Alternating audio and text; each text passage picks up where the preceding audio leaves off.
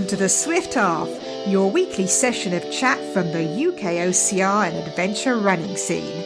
Each week, pub landlord Alan and our favourite regular Ian discuss races, runners and anything else that comes to mind. So pull up a pew, pour yourself a drink and join us for the Swift Half. You're listening to the 27th most popular podcast for those who automatically look for grizzlies when their sat-nav says bear left. Ian, my friend, welcome to Swift Half again. I love these days. How are you? I'm good, Al. I love these days too. Let's let them never end. Oh, yeah. You know, I actually look forward to it. You know, when the weekend's gone and it's Monday, you're at work on Monday, you know, you everything's happened at the weekend, you work, and you go a little bit down. And like, I find myself like looking forward to our midweek chats because it lifts me day up to Wednesday. And after today, I've only got 2 more days left to like the weekend again. So it's like my midweek fix. It is. And then we release it on a Friday and we get to enjoy people enjoying it and messaging us about it. It's really the gift that keeps on giving. It is. I love it. It's amazing. We're never ever going to stop doing this, by the way. I think this is like here forever now. You know, even when I'm old and grey and I'm not doing OCR or running anymore, I'm just going to come on and talk to it. You're welcome to do it, even at my funeral, Alan, because I am convinced you're immortal. So let's see, how old am I now? The average age is 78. Right, so in 58 years, Alan, you're more than welcome at my funeral to do a Swift Half. Yes. I think I might be Benjamin Button. Was it Benjamin Button that went back in time?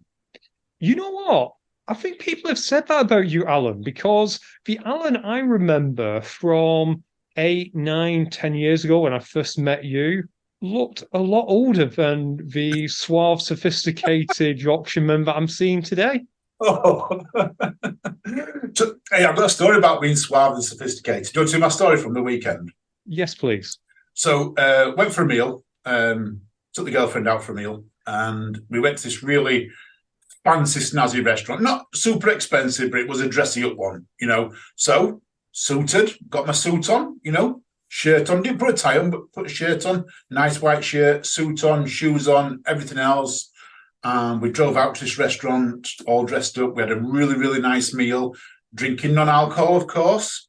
And I said to her, shall we go back home and shall we call for a little drink on the way home? And it was, yes, let's call for a little drink. So we went to my local. So where I live now, there's a pub across the road, and I live in a little village, a little mining village outside Barnsley. So bearing in mind, we are dressed up to the nines.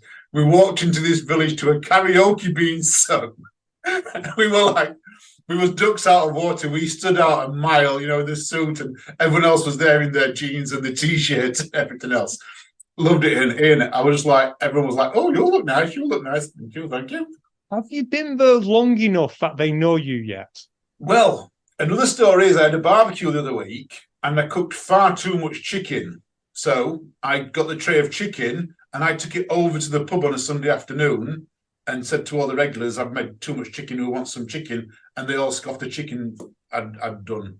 So yeah, they do know who I am. Not that I go in there drinking, but they know who I am because I do live 20, 30 metres away from the pub near enough. So yeah. That's good news, Alan. And you know what?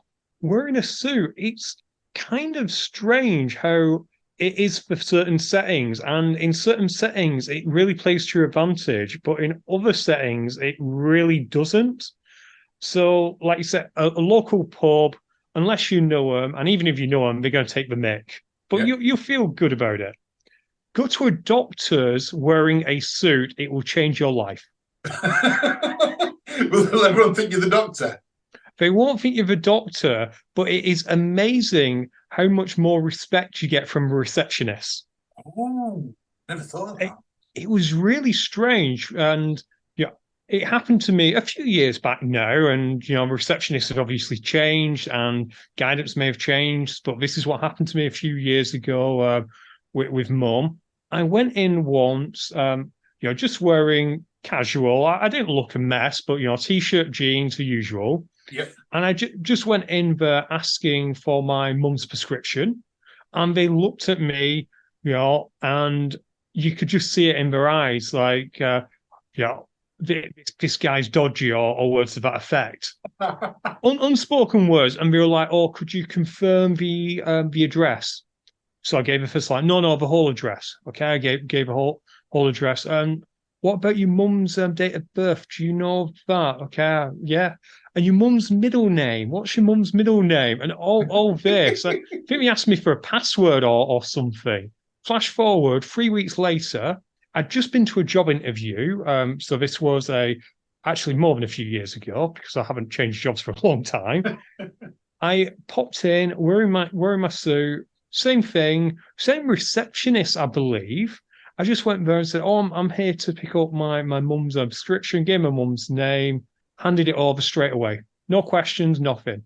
It's not because she recognised you. You were like, the suit. No, You think it's the suit? It was absolutely the suit, because she said, "Yes, right away, sir." I actually think when we were at the pub on weekend, that I got served quick because I was wearing a suit, because it seemed to be like other people were stood at the bar. When I got to the bar, they were like, "Yes, please. What would you like?" There might be something in this. Maybe we should try and get the people who listen to Swift Half. Do we ever give them a name? Was it regulars?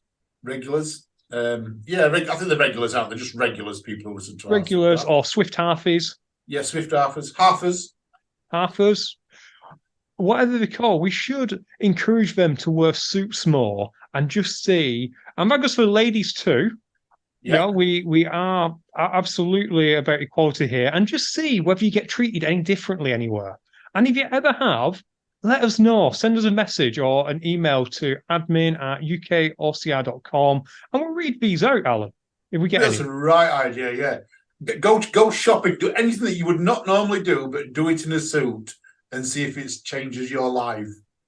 Absolutely. And if we get anyone, we will read these out. And hopefully we won't end up with a whole episode of it. But if we do, we do.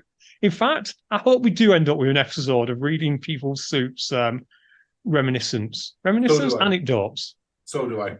Right, Alan, what are you drinking?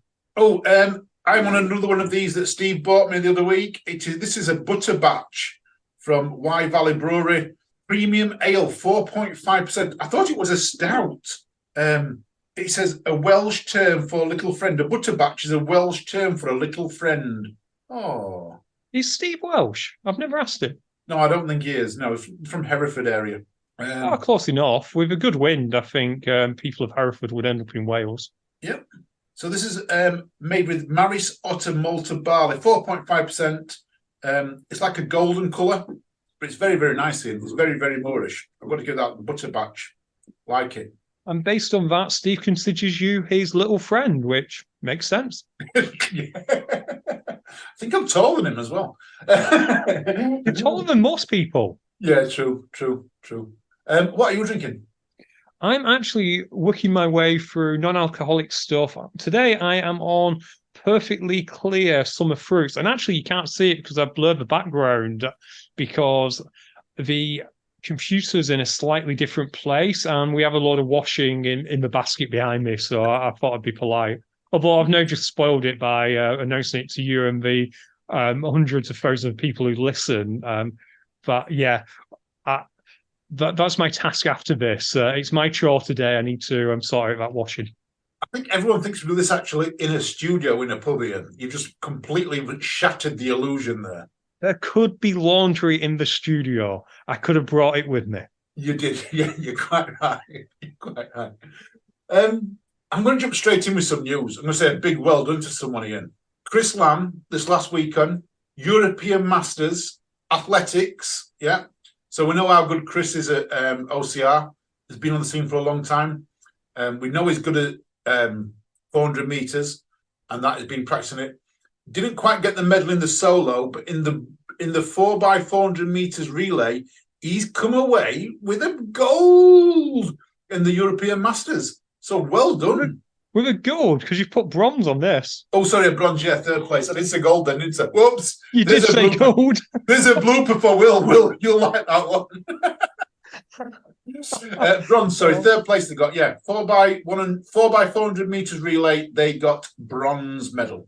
The 400 is one of them horrible distances because it's not quite a sprint, but it's also not quite a middle distance. So you're not going at your mile pace quite, or you're not going at what your 5K pace, but you can't go at your 100-meter pace either. So it's quite a hard one to master.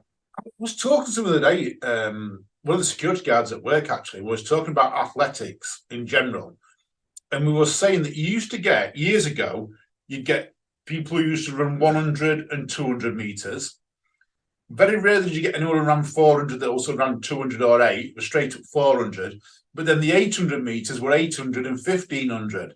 And it was like, you're right, it's because it's that strange distance. It's not, you can't sprint the whole way, but in the same sentence, it's not like an 800 meter, which I like to watch 800 meter races because I find they can be very, very different. Every race is different. You can get the really slow ones where, people track each other and then go for the sprint finish, or you can get an all-out race. I mean, you think when in the UK and that we used to have Steve Ovett, Steve Cram, Sebastian Coe, they're all out at the same time, weren't they? They're all there at the same time. They were, and if only Sebastian Coe was called Steve Coe, it would be amazing. And it would be that if you wanted your son to be a 400-meter master, an 800-meter master, they'd have to be called Steve. Steve. I like that. Sir Sebastian Coe now. Which makes me think, Alan, our Patreon Steve, who's getting lots of mentions today, I wonder what he's like at athletics.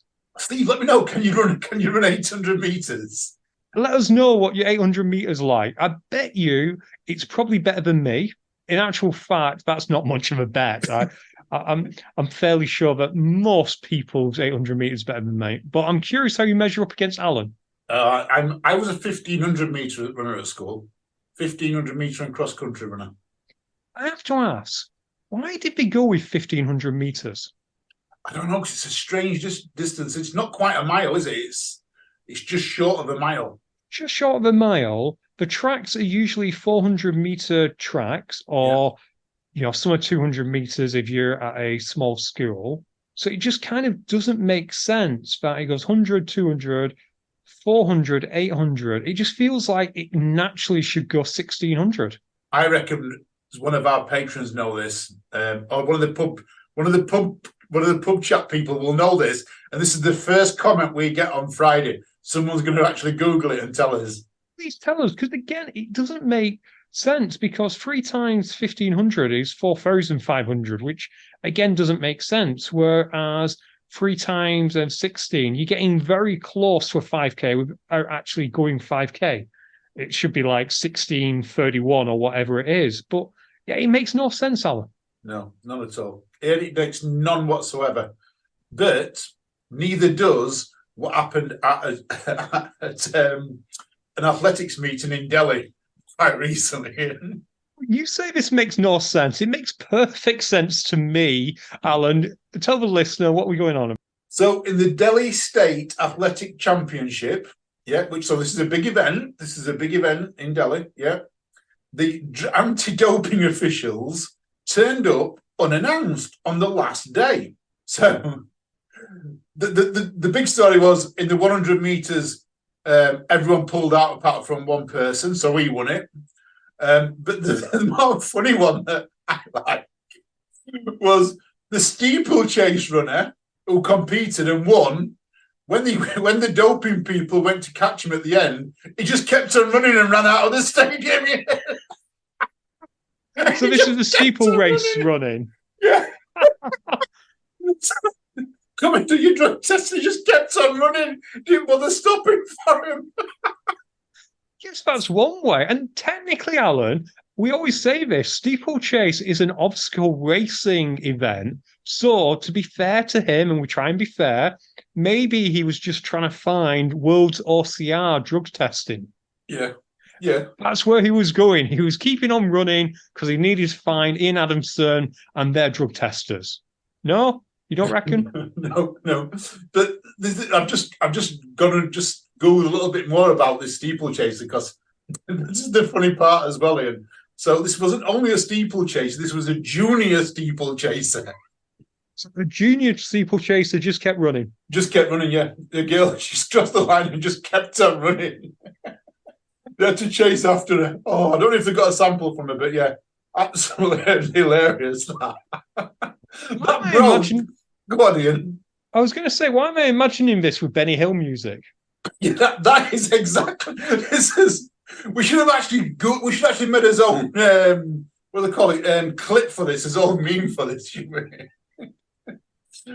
Oh, absolutely hilarious! Absolutely hilarious. Talking of drugs, leads nicely to our next one. However, these are not drugs; these are legal drugs. Leaf Organics are launching a new product this Friday. So as you're listening to this, they will have launched a new product. Don't know what it is, but I saw it on Facebook the other day. Do you use CBD oil? I don't. I never have. And honestly, I don't know why. I'm guessing it's because I'm just really tight with my money, so I never got around to buying any. Good point. Good point. It's not cheap. I am going to say it does work, or I feel it does work. I've tried it. It helped me recover from the really long training runs. So when I was training for the 100-miler and that, and I was going out and I was doing 20-mile runs, it was helping me recover faster so I could go running sooner. Does that make sense? Rather than a 4-day wait, I was having a 2 or 3 day wait to run again. Yeah, that makes super sense. Anything that can help your recovery is great. I think my method's more effective, Alan. Your effort's not to even start running, is it? You don't even just go for a run. Just cut down my mileage right back. Just completed my 5K to couch program quite recently. You start off by being able to run a 5K, and by the end, you're sitting on the couch eating Doritos. I knew you were going to say that. Oh, you made me laugh at that stuff, Ian. I know you can actually run. I do know you can actually run. Talking of running as well, I have finally got into a race I have been trying 6 and 7 years to get into. I really hope this isn't the one that's on the notes, which is a lapped race. I really hope it's not that one, Alan. No. So, well, let's tell people about that one first. So this is the San. Oh, we'll tease the audience. We'll talk about that in a second, Alan, because let's talk about the race you've been trying to get into. So for 6 years, I have been trying to get into Escape from Meriden, run by a company called Beyond Marathons. Tickets go on sale here, Ian, and literally, I think there's like 100 or maybe 200 tickets every year. There's not that many tickets, but they are sold out within 30 minutes. They literally sell out. And then what happens is I always go and end up booking another race round about that time. So I never get, when they do come up available, I can't go because I've booked something else. Well, my 100-miler got cancelled, which I told you about, which I still haven't got a refund for yet. We're still waiting on that one. But it meant I could have a free week in theory, but a ticket came up for Escape from Meriden. So I have bought it. A couple of things I like about it. First of all, now I'm going to slate Spartan here a second. So I'm just going to slate Spartan for one moment. If you purchase a ticket now from someone, a Spartan ticket, you have to, they give you the code, you go onto the Spartan website, book the race at its current price and pay £11 transfer fee. So in theory, you're actually £11 out of pocket, and then Spartan refund the other person whatever they purchased for that ticket. Okay? So you're out of pocket, the other guy's out of pocket, Spartan are making quids. With this ticket, the guy said to me, I'll send you the link, you go and pay for it, and he gets the money. So I went on, it was £38, which is exactly what it was when he paid for it. So I paid my £38 to them. He got his £38 within 2 hours. That is how easy it is, and that's how it should be. There was no transfer fees, no rebooking fees. It was literally, I think there was £2 booking fee, sorry. There was a £2 booking fee, but no extra transfer fees, no nothing. It was straight up. That was the price he'd pay for it. That's the price I'm having it for. He gets his money back. How good's that system? That's a great system. Do they have many races, or is this the only race they run? I'm just wondering, in fairness to Spartan, whether or not it's a one-man band, this. No, it's not. Beyond Marathon have a lot of ultra events. And I mean a lot of, they have at least 20 going off throughout the year. So we talked about the tunnel race not long since. Remember the tunnel race and the bridge race? That's beyond marathons. Oh, yeah, that was one you had the ultra runner on UKOCR for. Happy Runner, I believe she was That's called. right, yeah. Happy Runner was on our thing. So go back and listen to that about 2 months ago, I think it was. Yeah, so that's beyond marathons. And it's the one I did. So when I took to my last 100 miler, that was theirs. So I just find it's absolutely a fresher breath of air, a breath of fresh air. Kind of malapropisms right there. A breath of fresh air that a company is not in it just out to purely make money off someone transferring a ticket. I like that. I can appreciate that you will have some costs. And it is frustrating when it comes to transferring of tickets because you're not making any money off that. So you do have some costs and you have to cover those. But you also have to think about the goodwill that you're gaining. You've just mentioned that on a podcast that's listened to by millions and millions of people worldwide, Alan. Yeah. Well, it's listened millions and millions of times worldwide, but might be the same person, but it's definitely listened like that. But because you had a good experience. And this is what frustrates people about Spartan and some other companies, that it doesn't take a lot of just swallowing certain costs to give someone that thing that makes them think, you know what, these people are great. Let's go and use them in the future. Exactly. I mean, someone's reached out to me this week and they paid £80 for a Spartan ticket nearly 12 months ago. Yeah. That ticket's face value today is £140. And they offered it to someone and said, look, yeah, you can have it for this, you just pay transfer fee. So, you go and book it. So the guy went to book it, and when he got there, he had to pay the £140 plus £11.75 booking. That's the part that gets me. Why £11.75 transfer the name? You may as well just go and book it yourself. I don't get it. All they're doing is they're making it, they're stopping people booking early. Why would you book early? That is the point if you can't transfer the ticket. Well, what's the point at all? I know you've said you're going to use insurance in the future as well whenever you're booking, which is always sensible. I guess a big issue is at the moment there's not really a secondary market as well. So Spartan know that people who have to transfer tickets are probably a little bit desperate anyway. Yeah. I mean, the only way someone would buy it is if it was a sold out race. That is the only time someone is going to buy a ticket like that and pay more than the face value of any ticket is if it's a sold out race, isn't it? No, exactly, Alan. And if you remember, Rat Race were probably one of the first to do this, whereby they stopped people. They didn't stop people from transferring tickets, but you literally just got the price of your ticket back, didn't you? So if you spent 50 quid on a ticket, you got 50 quid. That was Dirty Weekend people, weren't it? Because people were purchasing 10 tickets for Dirty Weekend Wave 1, knowing for a fact that they could then go and sell 9 of them tickets at an extortionate price nearer the time of the race. And this is why we can't have nice things. Yeah. They need to be sent to prison, Ian. Exactly, they do. Did we talk about Meridian, by the way, what the race actually entails? Oh, no, I don't think we did. So Escape from Meridian, it starts off in Meridian, which is the centre of the UK. And you have 24 hours to run as far as you can. And you get measured in a straight line, Ian. So you can go in any direction you want. You can measure any path. You can take any path you want. I think last year's winner was 105 miles. And he came from Doncaster, not too far from me. So I'm going to seek him out and see what route he took, because I can potentially follow him most of the way, unless he's a bit fast for me. But yeah, I've actually found a route. I've been looking at routes this week.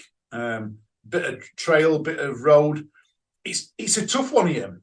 So it starts at midnight.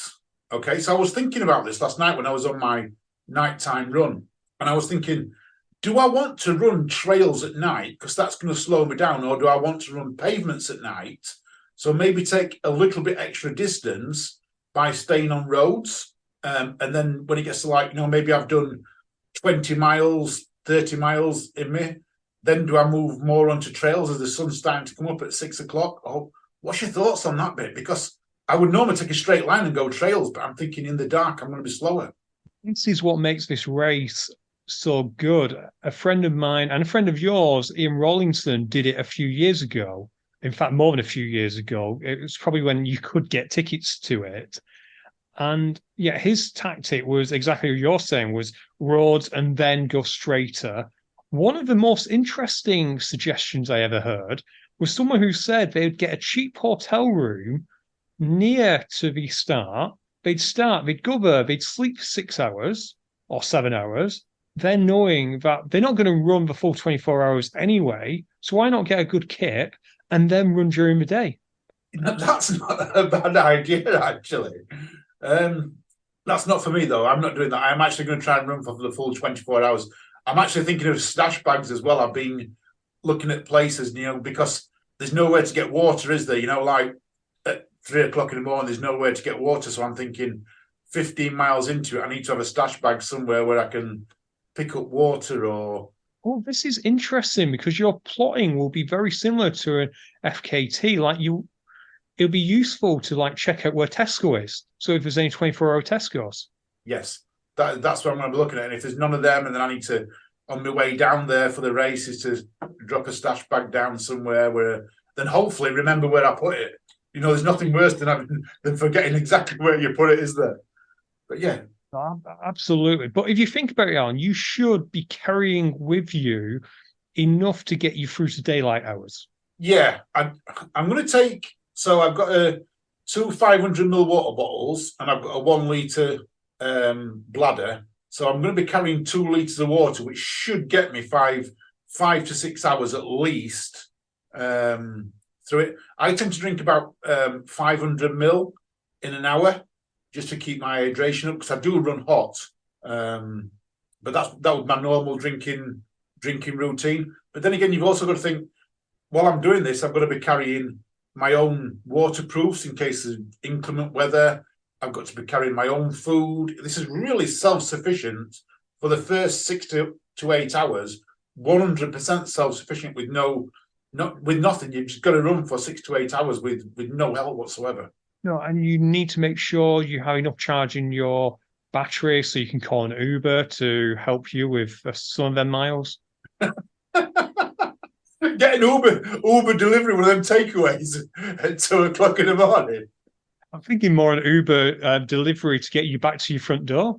I've worked it out. To my front door, it's 86 miles. So that's my plan. Is that your target? 86? That's what I've got in my head, yeah. 86 miles. Whether I get that far or not, I don't know, but that's what I'm going to try and aim for. I really feel sorry for people who live near Meridian, who will go down and they have to run away from home and have to find the way back. Yeah, that's a funny thing into that. I mean, the other thing, you've got to get there as well, and you can't drive there on your own, so you've got to get a lift off someone, or you've got to catch the train. So there's all that to think about. There's a lot more to think of this race than I've ever. Now I've got the ticket and I'm looking more into it and thinking more about it. It's much different to what I was initially thought. Oh yeah, I'm going to go to Meridian and I'm just going to run home. Now I'm really delving into this now. There's much more to it. No, I can't wait to hear. And we should probably explain that it's called Escape from Meridian because of the fact that a jail used to sit there where the cross is, so you're escaping from it. That's why you've got the cross. But a jail is no longer there. However, Alan, for our next story, there is still a jail, isn't there? It certainly is, Ian. So you sent me this the other day, which is probably one of the best marathons ever. The San Quentin Prison Marathon, Ian. This is, the guy who did this, get his name, David Smith, he started the 1,000 Mile Club. So every Friday and every second Monday, this 77-year-old army veteran goes to San Quentin State Prison and encourages the prisoners to run around the prison. How many laps is it to get a marathon?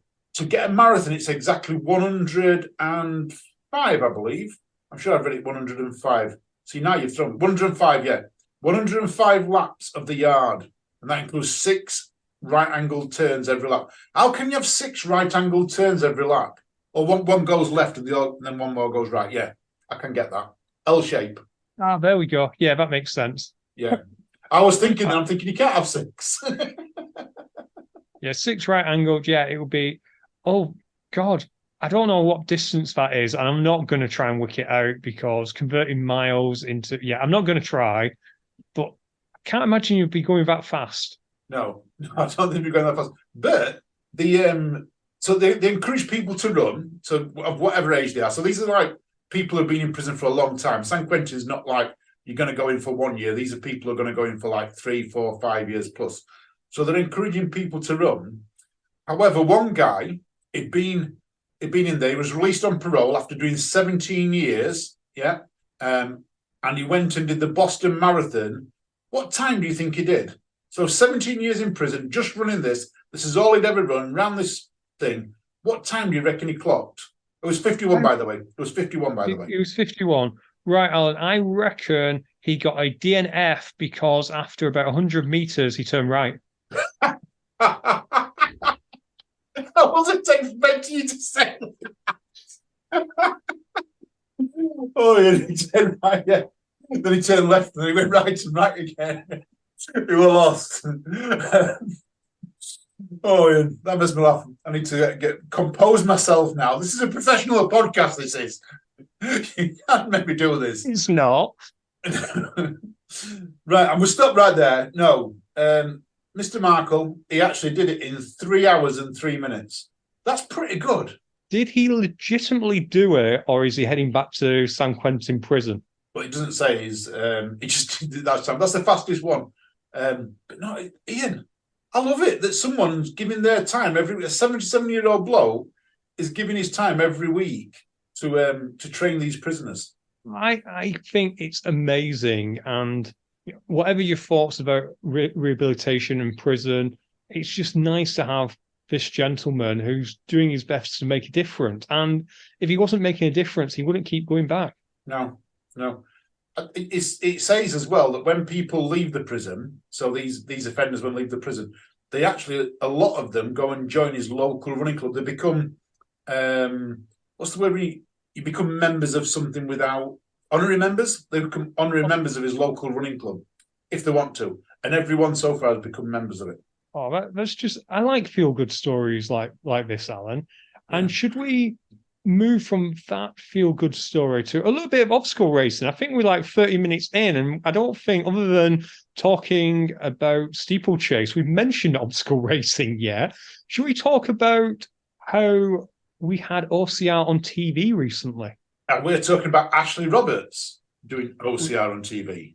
We are talking about Ashley Roberts doing OCR TV. And Alan, I've got a bone to pick with you. Go on, what's your bone? I get sent to all kinds of places to do media for this fine show. Why was I not on this gig? I wasn't on this gig here. I want to know why I wasn't even invited to it. Secret Nuts Challenge had Ashley Roberts down there. Have you seen the video? Because it's absolutely brilliant. She took on some of the best challenges, sliding into water and things like that. She was really good. I liked how she threw herself into it. Very much so. There was no holding back, was there? I mean, it starts with a clip. If anyone's not seen it, you need to watch it because it starts with a clipper. She jumps into like an ankle deep water, and next thing you know, she's on her backside because she's slipped and fallen. And then from that point onwards, she's just not bothered about getting mucky or dirty or anything. No, and it's great for the sport. It's great for nuts as well. Hopefully people will see that and find them. I presume this was probably during the week as part of their usual, because people might not realize this, that nuts, you can hire it, you can go and do events there during the week. Yeah, it was for Heart Breakfast, and she had to get some, not like money sacks. I think there was 2 1,000 money sacks and a 5,000 money sack, but she had to run around and for charity, she had to get it for charity. I see a game show coming of this though. I actually see some type of game show like this, we would love it, wouldn't we? All these celebrities who are very prim and proper, that are all have all the makeup and their hair done and the nails done and everything else, jumping into mud every weekend. That would be such a good game show. And a lot of people who have taken up OCR, it is a game show that would have got them in. Like my generation, Alan, and probably yours, Krypton Factor. The assault course at the end of Krypton Factor was the only reason to watch that show. Everything else was boring, but the assault course was great. again, my generation would be Gladiators, the Eliminator at the end. Then you had Takeshi's Castle when I was at high school. Absolutely high school. No, primary school, Takeshi's Castle. That was 2000s, wasn't it? Yeah, no I one's love believing Takeshi's this. Castle. The stepping stones where one wasn't really a stone, it was just something floating and they ended up falling in. Exactly. And then you had Total Wipeout. So we've currently got Ninja Warrior, which seems to be on another hiatus. I'm not sure what's going on with that, but we just need obstacle racing on TV. And Alan, I do have a question for you. Fire away. Given that she was getting, what was it? Was it two 2,000 bags and one 5,000 bag? Yeah. Does that mean that Ashley Roberts has got the most prize money in OCR in 2023? That's actually a very, very valid point. Ashley Roberts has got the most prize money in any OCR event in 2023. I love it, Ian. When I know that OCR Report listens to this, when they do their prize money, if Ashley Roberts is not at the top, yeah, it's false. It's not true. It's not true. She needs to be on the top. We'll send you evidence. We've seen the evidence. And she got £7,000. We can prove it. We can. Should we talk a little bit about nuclear oblivion? Yeah, so James and Sam put a little video out on nuclear this week with the official oblivion results. So we had the preliminary ones, which we talked about last week. It's now been confirmed that in the actual race, so they had to keep the bands and do all the obstacles and the penalty loops and everything else. It was John Howard that won on 12 laps. Big shout out to John, great doing that 12 laps. And Ruth Battersea won with 9 laps as well. So I think we're there in second place last week on the prelim results. So there's a bit of a change there. Well done, guys and girls. Congratulations to them. And while we're on nuclear, can we just do a little bit of fitness news because they had Nuclear Fit this past weekend? Give me some Nuclear Fit results, Ian, because I'm keen to know these. Do we know any names? We do indeed, Alan. And we, as well as names, there's teams, which means, guess what? The team names, love them. Exactly. What do you want first? Do you want the individual results with names or do you want the teams with team names? Give me individual and then let's finish on teams. I like to finish on teams. Okay. Well, in the female open, we had Jenny Ansell in first place, Nicole Blom in second place, and Heather Nuttall in third place. In the male open, we had Alex Castro in first, Travis Owles, or it could be Owles. Sorry, Travis, you've just started following us, so I do apologise for mispronouncing your name. It happens. And then Cal Fountain, I can say that name, in third place. In the female pro, we had Sam Pretty, who set a new course record of 50.58 for the ladies. Wow. We then had Alice Himfen, who I believe confessed to Sam that she doesn't really do competitions, and this was like her first, and she took second place. So well done to Alice. And another Alice Poole, came in third place. In the male pro, friend of the show, Sam Blunt, was first. Alex Young was second, and this bloke called Dave Peters was third. I don't know much about him, Alan. I expect he'll be a flash in the pan. Never heard of him. It's not like Roger Peters, is it? Or Dave? No, I don't think it's Roger Peters. No. No. If anyone knows who he is, get in touch. Let us know if he's ever done anything like this before. Yeah. Right. Let's go to the teams. A female team, first place was Trailblazers. Second place was CJ Wild Forest. And third place, and I'm surprised we weren't first because we would have had an advantage, was Seagulls. The Seagulls. The Seagulls took third place. I why would they have an advantage, Ian? Tell me why they would have had an advantage. Because we can fly through the course. I went right into that, didn't I? I was thinking there's going to be some joke on this one, but I never thought, right, fair enough, Ian, good joke. Yes, well done. And Alan, you know why they came third, don't you? Why did they come third, Ian? They were distracted by chips. Did chips come fourth? No, chips didn't come fourth, but that would have been hilarious. Let's go to the male team.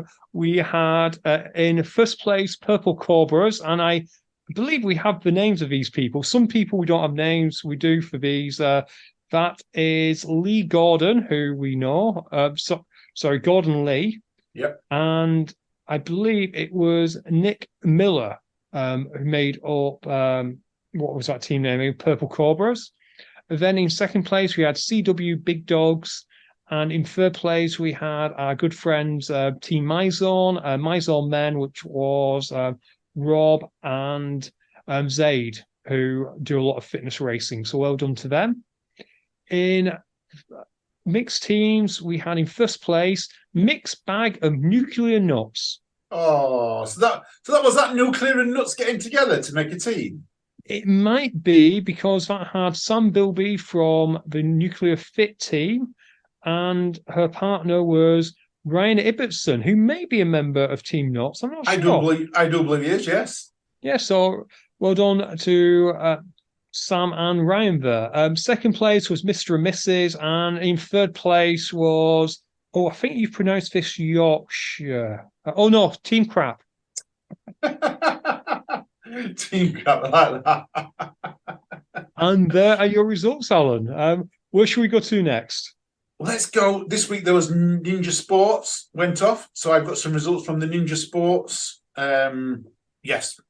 Event that went off. I said I'd give him a quick shout out. So I've got the results. The Women's Masters, Alex Arnaud took the win over Laura Haywood. You gave Laura a shout out last week, Ian. She reached out to me and said thank you to you as well, by the way, for saying that you think how good she is. And that. She's a good athlete. And she just proved it by taking second place at a ninja competition, even though I know that she's not a real ninja. Exactly. There we go then. She's a real ninja because she doesn't wear the mask and a black suit. Precisely that. Laura is an OCR athlete. She's a High Rocks athlete. I don't know if she's ever visited Japan in her life. Now, these results might be a bit mixed up here because I'm taking these from the Ninja Sport UK Facebook page. So they're a bit mixed up. The 100 metre was won by Jack Andrews for the boys. The junior women's 100 metre was Issy Bakersfield. She took the silver. Now, who took the men? Who took the gold? I don't know who took the gold on that one. So all these results are mixed up. And that's all I've got, Ian. That's all the results that they put on their thing. Let me just double check somewhere else. So I have seen more results than this. So to clarify, there was a ninja competition. Laura Haywood did good, and the stats keeper at Ninja Sport did not. What I'm hearing here, Alan, is what Ninja Sport needs is the next evolution, which is they need a UKOCR or fitness racing podcast, which would basically report on the sport and would have this all ready to go. We would, because I just can't. It doesn't make sense to me. And you're quite right. I'm not going to go through them all. Head over to Ninja Sports UK Facebook page. There are some results on there, but not everything. And I can't decipher it myself, Ian. And if anyone out there, and just to give Alan his props, this was a last-minute addition to the note, so he was trying his best to get it sorted live. So apologise to Ninja Sport for that. If we can decipher them between now and next week, we'll talk about them. But let's be honest, we'll probably forget. But if we do decipher and remember, or anyone wants to do it for us, send it in. So Alan, Ninja Sport always takes us on to British obstacle sport. So how's that been going? Very good. So a lot of things have come out this week, Ian. The map's out. It does say that British Obstacle Sports have also partnered with Toros, which people will be pleased to know. So they're going to have a special multi-rig there. There is going to be 30 obstacles over the 12K. So we've got some really good obstacles out there. Ape-hangers there, Stairway to Sparta, cargo nets, bender, parallel bars, inverted wall, dunk wall, sandbag, everything's going to be there. So yeah, it's going to be a great event. The course does look a bit like a runner's course, if most of you. The good news is, from what I can see when I look at the course, is that you're going to be able to, as a spectator, quite quickly get to the action. So you're going to get to see obstacles 5, 6, 7, and 9, which is the rig, the vertical cargo net, the bucket carry, and the Z-walls quite easily. before the runners get there after they've set off. And then there's a lot of running sections before they come back to the village. And you're going to get to see obstacles from inverted walls, dunk walls, sandbag, Hercules hoist, plate drag, Atlas carry, and all the end ones, I think, fairly easy. So I like it, Ian. I like the fact we're going to get to see obstacles completed. So I'm going down, as you know. I'm not happy that the first race starts at 7:30 a.m. Where's my sleep? I've got to get there for 7:30 a.m. To get on site to do some filming for British Obstacle, not British Obstacles, for UKOCR. British Obstacle Sports have got people on site as well. They are going to do some on their channels, but they're doing a video as well. They've got quite a lot of people. I know Mark Dixon's going to rabbit as well, which is great news, because he did the video for us for Nuclear last year, which was absolutely brilliant. He got some great footage for us, didn't he? Is this what happens when you don't pay your staff? If you go off and work for British Obstacle? Work free for someone else, yeah, that's right. No, we're kidding. Obviously, everyone knows that you're going down there. So, yeah. And to be fair, Mark is a fantastic rabbit. He is absolutely brilliant. I couldn't keep up with these guys. I know I could. I'm no chance. Mark has, Mark's a world champion. He'll keep up with them, no problem, and get some great footage. What I like is the fact that we're going to be both bringing something different. So you're going to be concentrating on the obstacles, whereas Mark's probably going to be following most of the race and most of the leaders. So we'll probably get a greater variety of athletes, whereas Mark is likely going to get more of a race. So people can pick and choose what they want. Definitely. And I don't mind. I'm going to go through what the day's going to look like for people, and I'm going to tell people what I'm going to be doing as well, Ian. So the elite men and women start at 7:30. 15 minutes later, we've got the para start. 8 o'clock, age group men. 8:05, further age group men. 8:10, age group women. 8:15, open wave. So I'm thinking, Ian, I can see the start of the elite men, elite women. Hopefully try and get over to get some live footage at the rig. And then I'm going to stay there, Ian, so I can get the para athletes coming through. And then some of maybe the age group, but then I'm going to fly over to near the end so I can get the winners coming through and see where's going to come through at the end. So watch out for me there for the first at least 30 minutes. I'm going to be streaming live from 7:30 onwards, and then again when we see the men coming through down towards the finish section. Subject, of course, to the internet signal being okay. Yeah, well, I'm told it's good at Pippingford. Everyone tells me it's good, so fingers crossed. Let's test it and growl at everyone else there, Alan, who's using their phone and using up the 4G, yeah? Yes. Yeah, that might be. I'm going to say, put big notes up. Please turn your phones off. Airplane mode up to this point. Yeah, too right. The rules are out, Ian. Not going to go through them all. Good set of rules that they've done there, talking about how you can hold handholds, what you can and can't do, things like that. If you are racing, if you are in any of those races, head over to British Obstacle Sports right now. Make sure you read them rules. Would hate to see someone get DQ'd. There's going to be the biggest amount of judges, from my understanding, on course that weekend. So they're going to be watching. They're going to be making sure they're going to be doing a much better job than the VAR officials at Tottenham, Liverpool. Trust me, they will be doing a much better job. Their rules will stand. They will be right. So please make sure you read the rules beforehand. I hate to see someone get DQ'd or fail because they've not read the rules correctly. As a Manc, I think the VR officials at Spurs were the best ever. It's all I've heard. I've been watching Twitter about this, Ian, and there's some cracking some memes that people have put on Twitter. Well, it's X now, isn't it? It's X now about it. And Twix.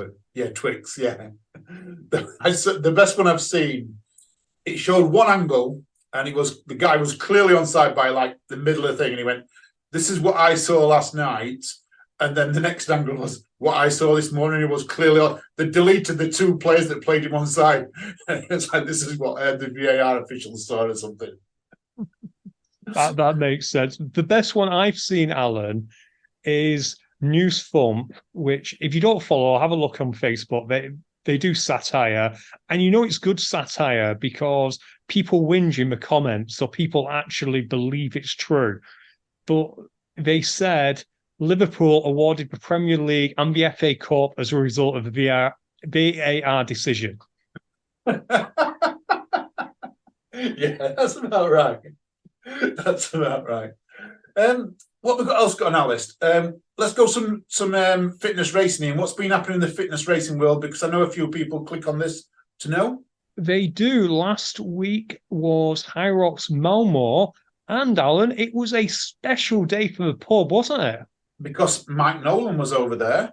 He was competing, and he was going to go for the world record. I'm being told.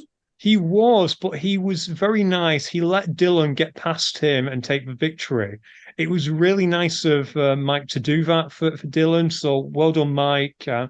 And honestly, all jokes aside, Mike did amazing. You went out there. We saw him last in Manchester.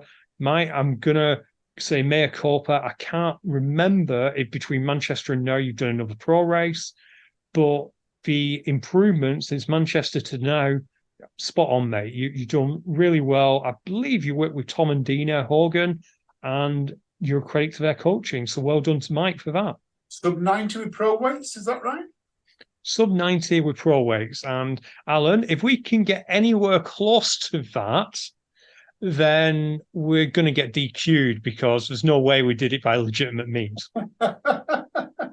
So them Heelys I bought, because you told me to buy some Heelys, they're still okay to wear them? Absolutely. Definitely wear Heelys. In fact, I should wear Heelys and you just push me. I thought it was playing push and pull. Was just going to grab hold of Hunter as he runs past us and hold on to him. Great idea. I'm not sure if he's running Manchester though, but if he is, we can do that. But as well as Mike, and also as well as Claire, well done to Claire Simpson for your effort on the day. Awesome job. And well done to both of you for really enjoying Copenhagen. It looked like you had hours of fun, and I'm insanely jealous. Let's give a shout out, Alan, to Brianny Keys. What did Brianny do? Because she's on our Patreon list, if I remember rightly. She is. I'm fairly sure she's our first fitness racing Patreon, as in someone who found us via fitness racing podcast. And she came second as female. Oh, wow. Well done. Absolutely amazing. She was the second female, Alan. And I'm just going to pull off. She messaged me about it. I just want to find out what she did in Open, because she got in touch to say that 5 months ago, she did Open in 1 hour 17. And then she goes and takes second overall, Alan. Oh, wow. What was the time for Malmo, do you know? Yeah, it was 1:12:39. So with heavier weights, she shaved 5 minutes off, took second place, and a good friend of ours, James Kelly, the Aussie, he's her coach. And again, I think it's a sign that to get better at High Rocks, it helps to have a coach. I think to get better at any sport, a coach is better. And we're seeing that very much in OCR at this moment in time, that some of the better athletes who are going and getting the proper coaching are absolutely getting better and better and not coming right back into it, are excelling at the sport. Absolutely. And should we quickly go over results, Alan? I know we just covered Brianny there, but in the women's pro race, Vicky Polaidaru of South Africa was first place in her first ever event. I believe she's a CrossFitter, so well done to Vicky. Second was obviously Brianny Keys, so well done again to Brianny. Third place was Lucy Proctor, another British stalwart, and I think she is only young. I think she's in the under 24s category, so well done to Lucy. In the men's pro, Alan, Dylan Scott, after Mike let him get past him, he went on to win in a 58.48, which is impressive. Just after him was our good friend Sandy of the UK, so Michael Sambach, and it was 58.59. And then Harry Thompson, another British athlete, was in third place on. Wow. So British athletes second and third in both races. Who'd have thought that having a short flight from us, would result in a lot of British athletes going and kicking butt? This coming weekend, Alan, there's 2 Hyroxes on. Who? There is. You've got one in Milan, which I understand some people we know are going to. And also, Alan, Hyrox is debuting in Singapore. Ooh, interesting. Isn't Will out there somewhere at the moment? Can we not get Will to go and cover it? I think Will's in Hong Kong. I think he's on his way back, sadly. Otherwise, we absolutely would have contributed to his flight to Singapore. Yeah, we would have given him a £10 gift voucher or something to have contributed to his flight over. Yeah. But Alan, the thing about the Singapore race is it's in their national stadium. Imagine Hyrox in Wembley. That's what Singapore is getting. Oh wow, that's gonna attract. I bet it's sold out. You're gonna tell me it's sold out, aren't you? I know it's gonna be sold out. Based on when people are running during the day, yeah, it's either sold out or very close to being sold out, because there is I want to say a 7-hour time difference, and it is going to be live streamed. We'll put details up on Fitness Racing Podcast. I think the ladies' race will be 7 o'clock our time, so it's 2 p.m. over there. I want to say the men's race is either going to be 11 or 12. So again, that's about 7 p.m. Over there. So if it's not sold out, it's very close to being sold out.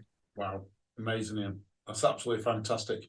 I know you put on here, what's Glasgow Hyrox you put on my notes? Oh, Glasgow Hyrox.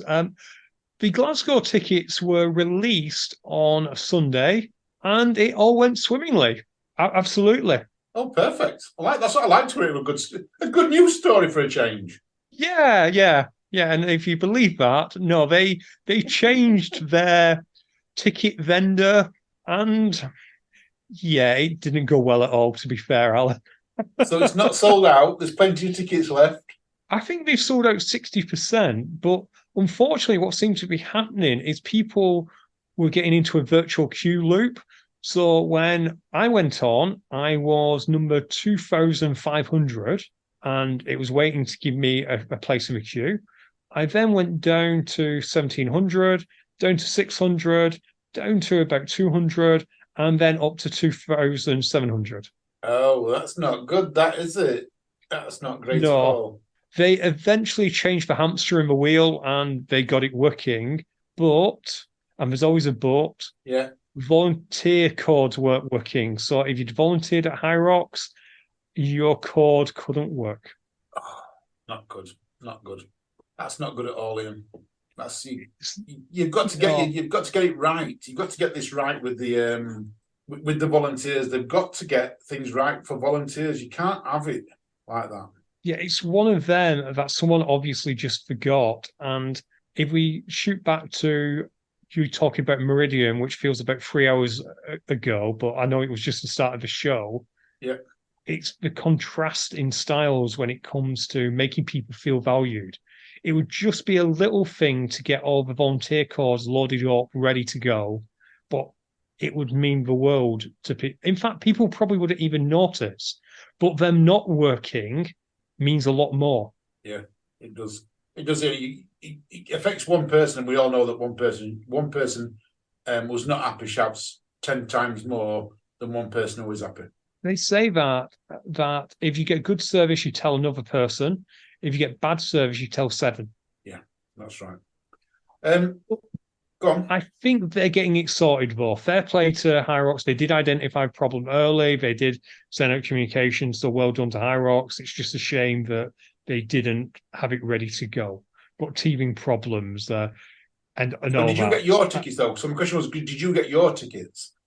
I got my tickets because we were paying in cold hard cash. We don't get freebies when it comes to that. So yeah, me and the intern, I think I'm doing mixed on that one. So mainly because we could do that and then we can go and get drunk and go and have a 3 a.m. Taco Bell, hopefully with Graham. Love it, Ian. Unless you get the right time, because you never know what time you're going to get. Mixed tends to be midday-ish. I can't see it being too bad. Famous last words, watch it be 10 p.m. now. But usually you can kind of tell, because Nick's uses the mail open weights, they have to do it in a big block, so you tend to be together with most people, but you never know until the day. Cool, like it. I found a new website today, this week, should I say, for ultra runners. And you know how we use OCR Buddy for OCR? We do indeed. And it's fairly easy to use. You go through the dates and you look at the races and things like that.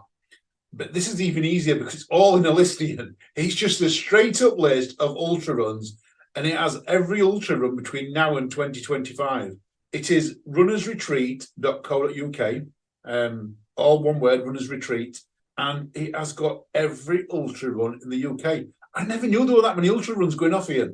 I thought it was like a small sport. It's bigger than OCR, much, much bigger than OCR. There's at least, and I mean at least, 7 ultra runs every weekend. Wow. Really? I was absolutely shocked. Check it out, guys, Runners Retreat. So I'm going to name a few because there's a few going off this weekend and next weekend. I thought we'd do a little roundup of what's happening. First of all, this weekend, OCRWC, over in America. Have you seen the weather? Apparently it's snowing, but our friend on the ground, Benton, who's gone over for a holiday, says it will have thawed out by the time the race rolls around. He has faith. I hope so. Could this be the first ever OCRWC in snow? If it doesn't thaw? Maybe, and it would be really cool. You are getting the dad jokes in today in big time, aren't you? That wasn't even a joke. So this weekend we have got Spartan and the British Obstacle Sports Championships, Boss Hog and Whole Hog down in Woodbridge as well, and MT Adventure Races in Bury, which is a charity OCR mud run. Then a couple of ultra runs, Glasgow to Edinburgh Ultra, Exmoor 55, Round Trip and Ultra, Chilterns 50, to name just a few of them. Next weekend, go on, sorry, were you going to say something? Yeah, I was going to ask, which Bury is that? Is that Bury St Edmunds or the one near me? I think it's the one near you because it normally says Bury St Edmunds when it's down south. What's this race called? MT Adventure Race? MT Adventure Races. You're going to say something one down south now, aren't you? I'm not. I'm going to look it up. While I'm doing that, do you want to say what's on next week? Next weekend, yes. I've got Commando down at Hever Castle, Muddy Dog Challenge in Leeds. So if you've got a dog, head up there. Unfortunately, I'm doing the Lady Bower 50, so I can't do that. There's the Mud Pack Challenge down in Beckhamsted. Now, you're going to love this one, Ian. This is an ultra race. The Enigma Death Star multi-day ultra. The what? The Death Star. The Enigma Death Star. Don't know what it's about. Not looked it up. But I just love the name. I'm hoping they're going to give you a medal that's like the Death Star. You're hoping that they don't fire on you. Yeah. Couple of other ultras are going off that week. Gapcliff 50, Gower Ultra, Pennygent Ultra, and the Three Peaks Ultra. So we've got Pennygent Ultra and the Three Peaks Ultra. That's going to be busy up there this weekend. Or next weekend, sorry. Oh, this race, this MT Adventure, it looks like a canicross. Yes, it does look like canicross as well. It is near you? Is it near you? No, and it's not in Bury St Edmunds either. There's another Bury? Yeah, you misspelt it. It is in Pembury County Park, Pembury, Bury Port with 2 R's, and based on SA 16 or EJ, isn't that Wales? I don't know. I think on OCR Buddy, it was spelt Bury as in B-U-R-Y on OCR Buddy when I looked. And I am indeed correct. It is in Wales, just near Swansea. Oh, very good. Welsh. So don't go to Bury near me. Don't go to Bury St Edmunds because you'd be a bit lost. I would hope someone would actually go and look where it was before they went. I almost didn't. There's only one park in Bury where it could happen. You was going to head off next week. You were going to head off next week. Ian, we've had a long episode. We have. We're doing this a lot recently. So should we wrap it up? I think we should. Okay, I'm going to say, listener, if you are at the British Obstacle Sports weekend, the national championships.